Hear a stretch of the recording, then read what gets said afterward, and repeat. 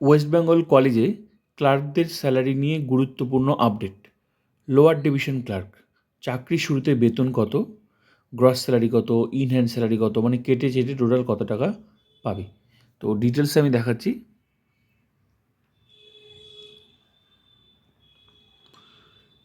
শুরুতেই basic pay 22,700 টাকা, মানে জয়নিং স্যালারি।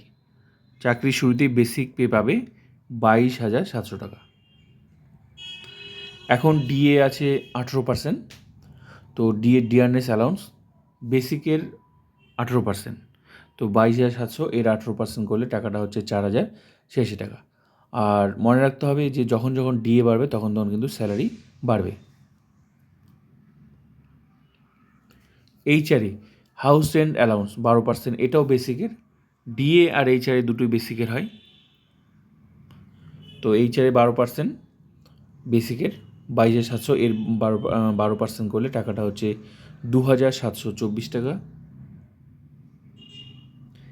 মেডিকেল অ্যালাউন্স 500 টাকা ফিক্স করা আছে।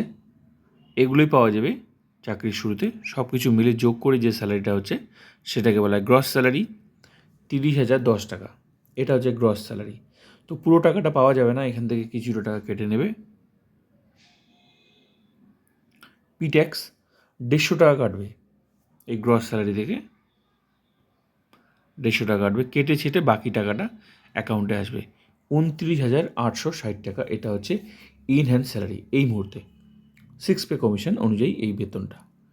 তো ভিডিওটা ভালো লাগলে like, comment, subscribe and share.